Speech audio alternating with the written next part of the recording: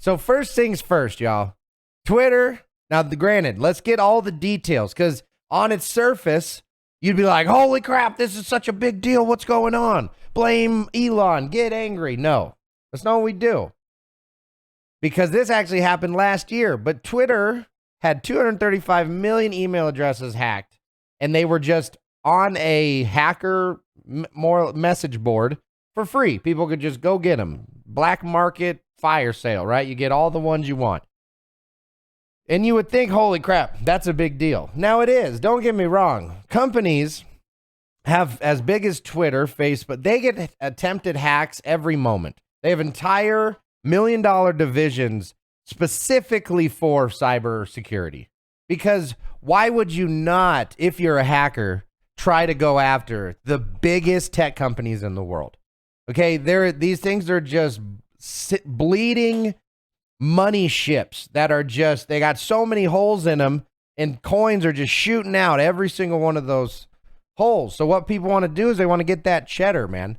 So ultimately, though, a lot of times whenever you hear about this huge hack, right, like, U.S. bank hacked, and a lot of times what gets hacked is the very surface level information, the stuff that is the least protected because it is the closest to the consumer.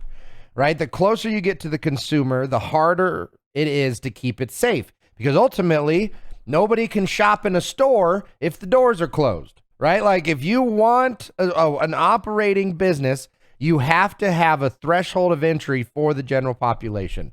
And part of the general population, unfortunately, is crime. Crime is there, crime is part of it, and crime is part of our life.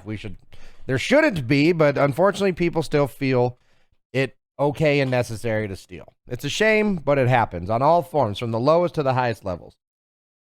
But anyway, so what happens a lot of times when you have these big, huge hacks of these tech companies or of a company in general? A lot of times what you get is our information, ironically enough. Now, what they're really good about protecting is financial money, right? They're really good about protecting our credit card numbers. They're really good about protecting our addresses and our names, usually, right? Like a lot of the more personal information, because they're legally required to. That's part of them being allowed to operate and run a business. Twitter has to protect users' personal data. Now, do they always do a good job? Absolutely not. But that doesn't mean that they don't try. So anyway, back to the story. So personal emails linked to 235 million Twitter accounts hacked some time ago have been exposed, according to some people. All right. But the thing is the only thing that was stolen so far that has been released is email addresses. So, right, like bigbootyjudy@email.com. Now, you got to think, how many people are signing up with their real emails? Okay. So a lot of times when you get these big hacks, it's kind of like the lowest tier of information. It doesn't mean it should happen. It doesn't mean that Twitter shouldn't have let this happen. But you also got to think as a user of the business, right? Like as users of Twitter, are you properly utilizing all of the security features that Twitter has to offer? Or do you not have two-factor authentication because it's bullshit and annoying? Yo, I am in that train of thought. Who has a throwaway email because they know that you have throwaway emails? You have to do these things to protect yourself. It's not just Twitter, big Papa Mama Twitter, who has to keep my balls safe, because if they don't tell me to, I'll just run outside naked and dip them into a snowbank. Okay, like at some point you have to understand what you're doing. If you're on the internet, there is inherent risk. If you're driving a car, there's inherent risk. Okay, I am not giving Twitter the pass here. They failed to secure their borders, and this is what happened. 235 million of people's information got out there. That's bad. Even if the information is tough to use, it can still be used. Where do you think these people who send these scam emails and send these scam phone calls get that information from? Okay, if they stole 235 million, they're hoping they get 200. Okay, so if they scam 200 of those 235 million people, their mission was accomplished. They did their job well, and they're happy and proud about it. And I guarantee you those 200 people are probably the elderly or the confused.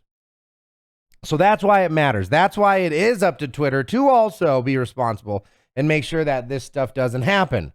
But us as a culture, us as a society, us as the users of these companies, we also need to do our part.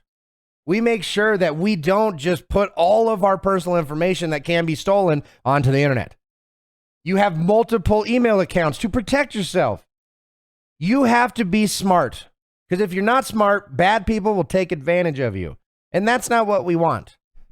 You're too important to not take care of yourself. And one of the best ways to take care of yourself is to become educated. So Twitter, you need to tighten up your belt a little. Now, granted, under Elon, we'll see how many of these happen, which probably will be little, even though he's probably being attacked. Twitter's being attacked more than it has in a long time. I do trust in his technological prowess. I really do think that Elon has the ability to make Twitter, or continue to make Twitter, that much better. But for us as the users, we can do better. We will do better. And at the end of the day, y'all, it's Twitter. Use it for what it is. Don't put yourself at more risk than you need to. And go hug your kids, for God's sakes.